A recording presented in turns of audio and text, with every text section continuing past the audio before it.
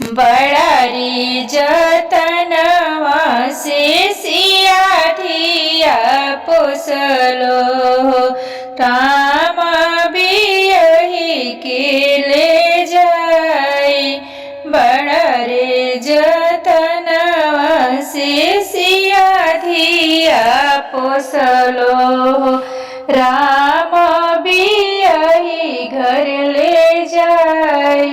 बाबा जे रोवेले अपनी महलिया मैया जे राम रसोई।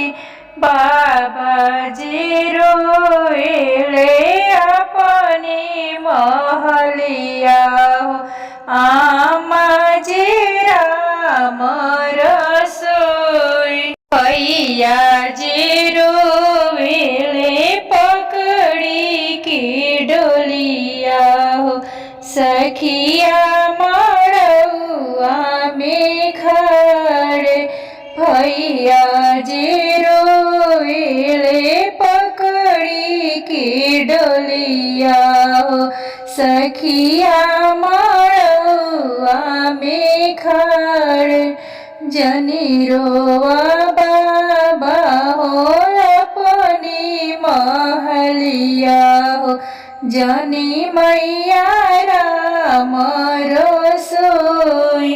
जनी रोवा भैया हो डोलिया पकड़ी के जनी रोवा सखिया हमारे।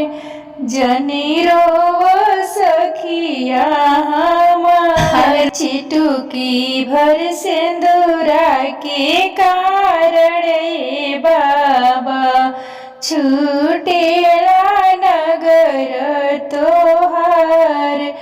एक चुटकी सिंदूरा के कारण आमा छूटेला चरा तोहार। एक लोटा पनिया के कारण भैया छूटेला साथ तोहार। पूर्व से डोलिया पश्चिम भैले बाबा लागी गईले चार कार। लागी गईले चार कार।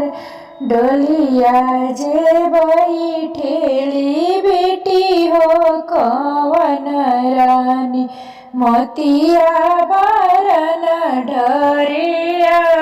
डोलिया जे बैठेली बेटी हो कवन रानी मोतिया बारन ढरियास।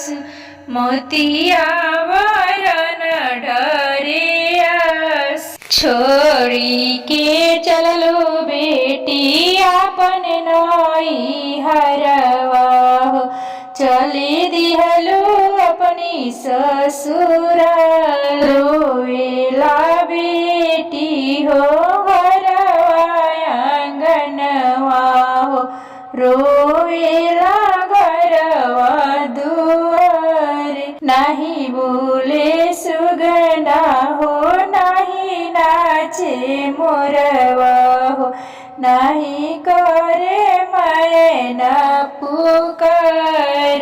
नहीं बोले सुगना हो नहीं नाचे मोरवा हो नहीं करे मैना पुकार। नहीं करे मैना पुकार। रोवेली मैया हो पोछेली लोरवा हो चली गईली लक्ष्मी हमार। चली गईली लक्ष्मी हमार।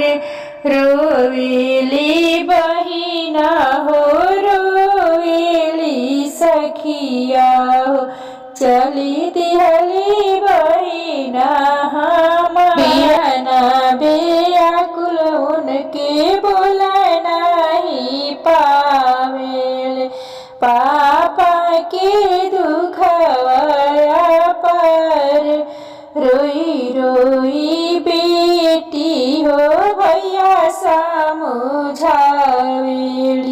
सुना भैया अरज हमार मैया के मोर भैया रखिया तू धनवा हो। बाबा के दिया समुझाई जनी रोआ मैया हो जनी रोआ बाबा हो। जनी रोआ भैया हमार जनी रोआ भैया हमार।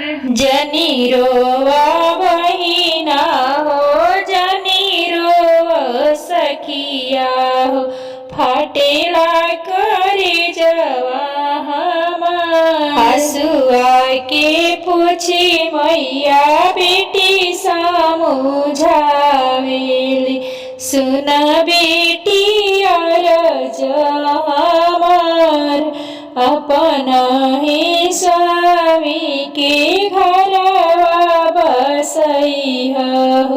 सुखी रहे तोरो संसार ससुरा में सुखवा जवन मिले बेटी हो। नैहर